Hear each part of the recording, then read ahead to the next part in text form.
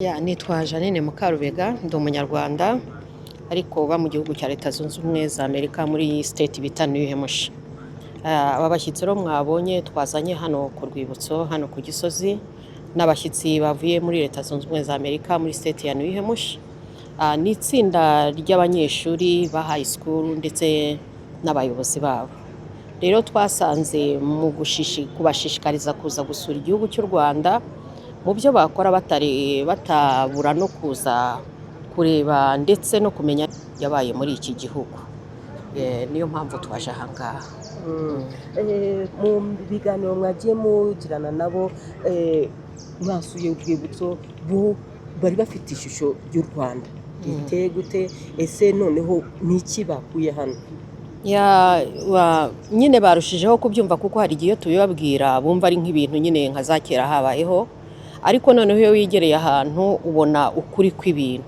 Rero ni ibintu byabakoze ku mutima, bamwe barize kandi nyine basobanukiwe neza. N'ikindi kintu cyabakozeho cyane ni ukumva ko abantu bagiye bababarirana, bamwe bagiye bahana n'imbabazi.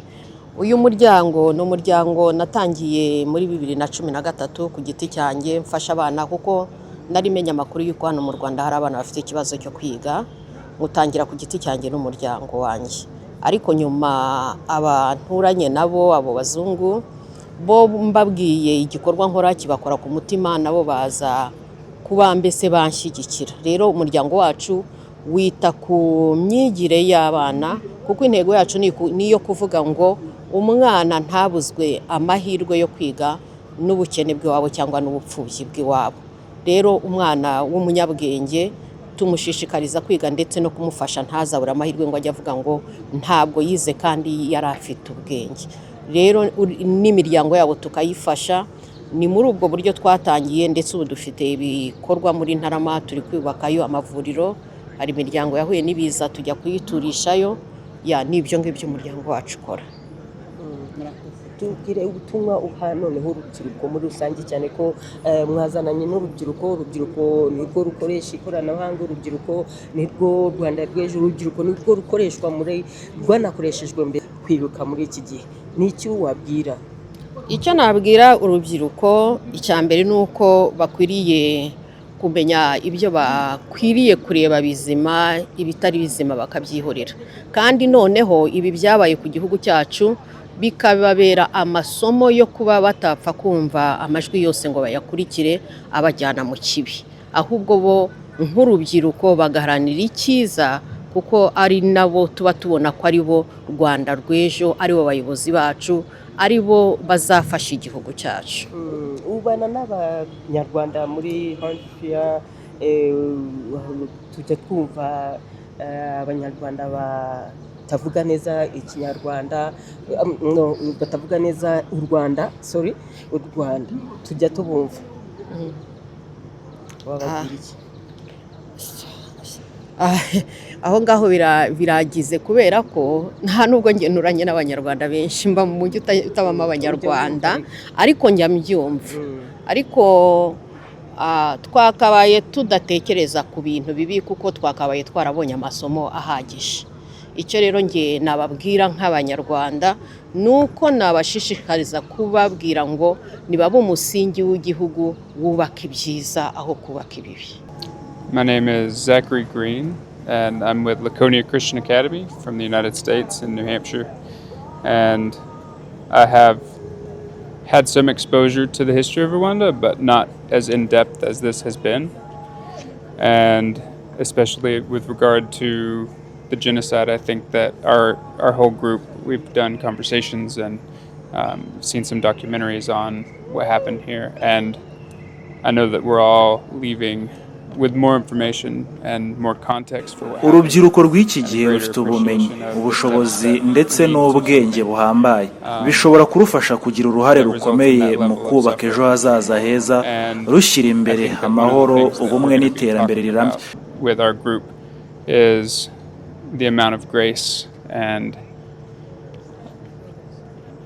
the depth of heart that it takes for an entire community and an entire country to even consider a conversation about forgiveness and reconciliation.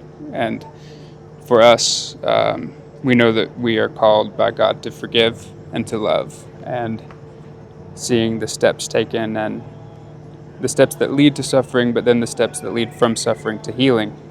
I think that that's going to be one of the biggest conversations we have, is exploring that love and that forgiveness, because we know that that's what we're called to do. Yeah. The youth of today gives me a lot of hope. The youth of today has a very high skill for discernment, I think, and they're able to differentiate fact from fiction. And I think that they're tired of some of the old games that the world has been playing. And so learning and seeking truth, and that's the way, and seeking understanding and wisdom. And yeah, the youth gives me a lot of hope, and so I would just ask them to keep doing that. My name is Natalie Blyler, and before I came to Rwanda, me and some of my classmates, we watched a movie. I think it was called like Shake Hands with the Devil, and it was it taught us a lot about nize amateka y'u Rwanda by'umwihariko mbere ya Jenoside yakorewe Abatutsi mu 1994 n'uburyo hatanzwe inyigisho n'amatangazo byakwirakwizaga urwango bigatuma abantu bicana. Birababaje kandi biteye agahinda cyane. So what picture have you taken? What have you found in Rwanda after visiting this memorial site? What have I learned? Yeah. I've learned a lot about the history of what happened before the genocide happened. A lot of the propaganda that was used to turn people against each other. And I just found everything really moving and super important to learn. I'm glad I got to come and open my eyes to what has happened. Do you think it will never happen again? I really hope not. I can see it happening with just the climate of humanity, but me and I'm sure many others will work very hard to make sure that nothing like that ever happens again. My name is Brendan Call, and before coming here I didn't really know anything about Rwanda.